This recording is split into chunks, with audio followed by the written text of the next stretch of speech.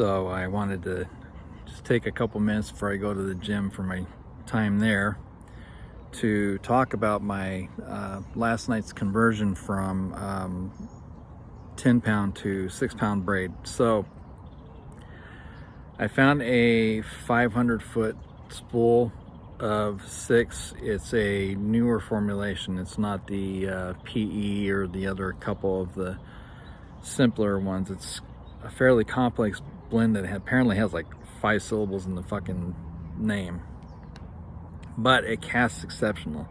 So to give kind of a concept of the insane difference, what I have one that's for a rod that's being built right now, but I also have it spooled onto my 2000 Totula that's on my my primary finesse rig. So to describe this, that's interesting. With 10 pound, I could cast a pretty damn good distance with a little bit of weight on the end. Cast really good with a fluke. Cast okay with 6 or 7 inch wackies, or fantastic with drop shot. Going down to 6, the difference in diameter, it's like 2 pound line diameter. It knots up to 6 pound flouro very well. The Alberto is so painless to do. Did need to put a small, like, 10-yard or so line of bottom layer of flouro and join it at the bottom to keep it from spinning on the reel.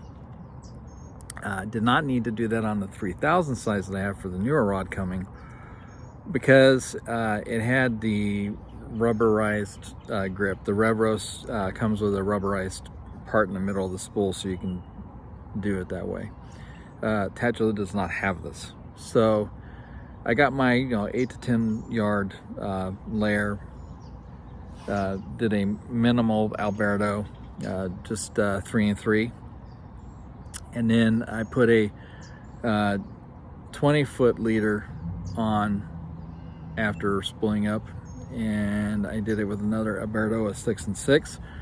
Very minimal knot, but the thing with any of the connection knots that you have to trim the tag ends, the one that's coming first, you've got to make sure you have no hair left on it. You got to get it right up to the knot. And my sight without my glasses is better for up close, but I need readers, and I've been too stubborn to get them. I know I need to not be stubborn. But I had a little bit of hair left, and I thought it was the malfunction of the line. Oh, I could not have been further from the truth. So somebody happened to be coming by, and the pond I was at said, "Hey, are you having trouble seeing your knot, the hair?" I said, "Yeah, I'm having trouble. I don't have any readers right now." So he goes, "Okay, well, here." But he goes, "What's your prescription?" I said, "Well, I need 2.5." He goes, "Well, I happen to have 3, so it should work." I said, "Okay." So I put them on, crystal clear, which just gave me the determination I got to go spend the $4 on a pair of readers. I need to fucking do it. Anyway, I got the hair off. Night and day difference. So I had an 18-inch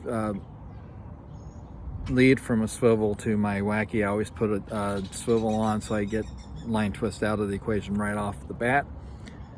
The first time I cast this shit with a 4.5-inch robo worm, it glided so far because I cast it like I would 10, that it went over the shoreline and snagged on the opposing shoreline's concrete barrier and shredded at the swivel. Now I kept my swivel, but it popped the line right on the other side. It was sharp enough piece that it just did it.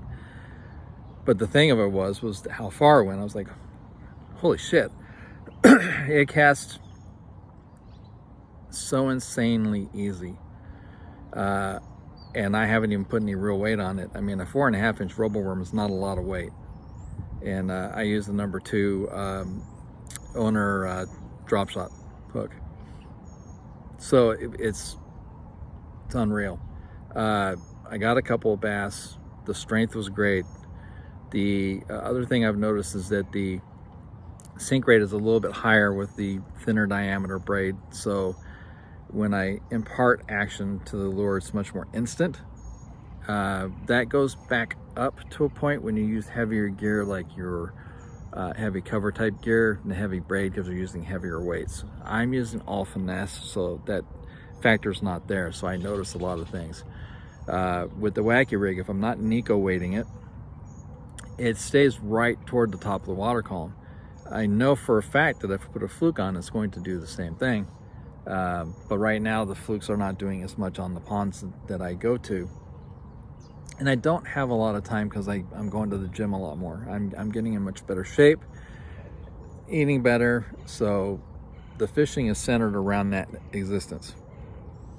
And I'm trying not to drive that much because cast is fucking expensive. So anything I can do gear-wise to maximize the efficiency and the output, and a wacky rig is just a very high percentage, high numbers technique that can still catch pretty decent sized bass. So it was $22 through eBay for a 500 yard spool, or excuse me, 500 meter, which is close to the same, not quite, almost. I think meter is like 1.92 yards, the equivalent.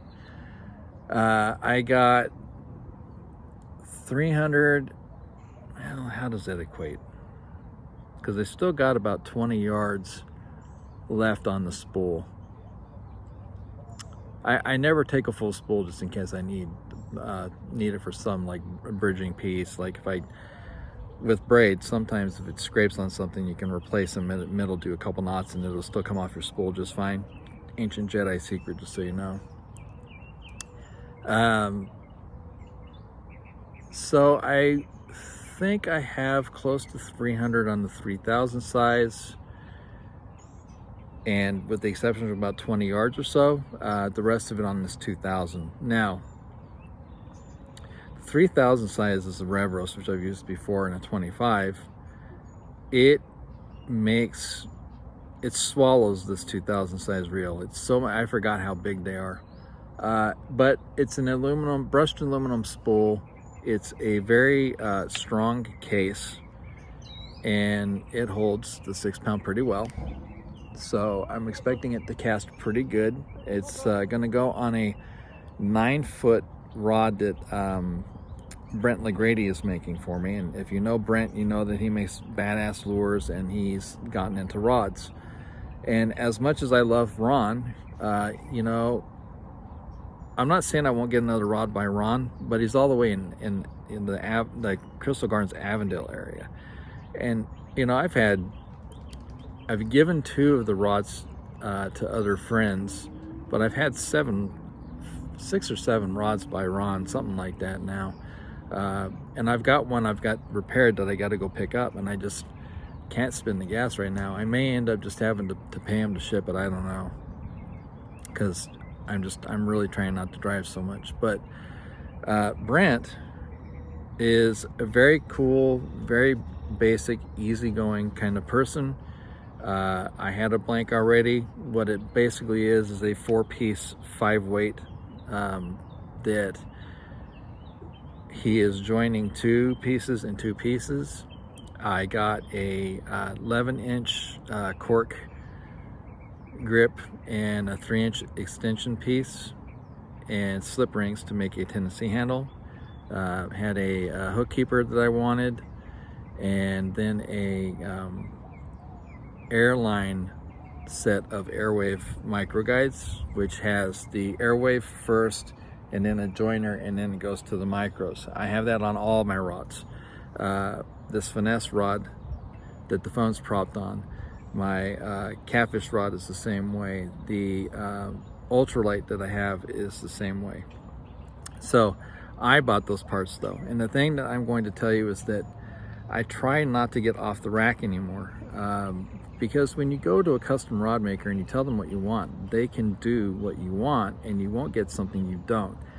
The reason I started doing that is because I was spending the amount that I would spend on a custom rod in a year anyway, because I just was not satisfied with what, so there was some aspect of the rods I was getting I just didn't like. And if you're going to fish with something, you have to enjoy it. I enjoy this line, I'll tell you that much. For not being that expensive, it is a fucking bullet, man. It casts so easy. There's no effort to it whatsoever. I'm really anticipating this this new rod with the 3000 with it on it. Now the thing with the rod is, because the grip will be around 15 3/4 inches with slip ring, I'll have around 7.5, 7 3/4 ish, somewhere in that range of actual rod. When you buy a rod, understand, a lot of people don't understand this. The length of the rod is for the length of the blank. It's not just from the handle to the tip. So when you get a 7 foot and you have a standard spacing on it, you're only getting around 6 foot, maybe some less, depending on how long the split grip is or whatever kind of grip it is. The actual surface area of the rod that you're working with is less than what you see when it says it on the rod. A lot of people don't understand that. I don't know how they don't, but you know, my brain cells work a certain way. So it's exciting to know that I'm going to have the same tendency handle I have on my ultralight with a 3000 size. And what I'm going to end up doing is just leaving enough space between the front expansion of the cork and the reel so that I can do the thumb, because I do thumb on all of my reels. It's kind of why I like the type of reel seat I have that Ron put on my Finesse, because it's aluminum and carbon fiber. It's pretty much identical to what Shimano uses on some of their high-end rods, but it's got that nice thumb purchase. But what I do on it is I do a 3-in-1 grip, so only one is behind the reel, so I'm choking up on the rod a little bit because I put the rest of it behind my forearm for extra leverage. It also makes it easier for inflection of imparting motion on lures. So if you, how do I explain this? If you're not afraid of line weight, I would say go as finesse with braid as you can for a technique, because the increase in distance, the increase in sensitivity, the decrease in flex of the line, except for the lengthened leader. And the reason I do the lengthened leader is for two reasons. One, I don't have to change the leaders often. And two, for some reason, the difference in drag coefficient between fluorocarbon and braid is just enough that having the fluorocarbon and the lure weight pull first tends to give me more distance naturally just by way of that. And I'm not sure what all the science behind that is, but I can tell you that it works. I used to do a 6 to an 8 foot. I don't do anything less than 20, and I usually go around 30 foot. It just makes a stupid difference. I don't know the complete science. I would expect to have something to do with drag coefficient, honestly. Just a difference in the density of the line, maybe too. Maybe fluorocarbon, because it's just a single extruded process, is just lighter by nature and therefore pulls more. I don't know, but it works. It works. And reaction tackle, like, I kind of had some trepidation because in the early days they kind of had some performance QA issues. I have not had an issue. It tends to kind of spool up to the front the last few yards a little bit, so you a little bit of a peak. Some of that also has to do with how it's rolled on. Morning.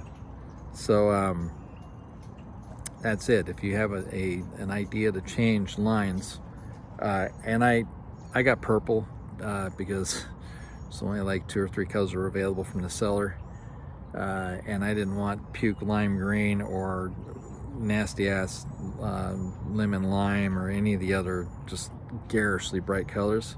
Just didn't want it.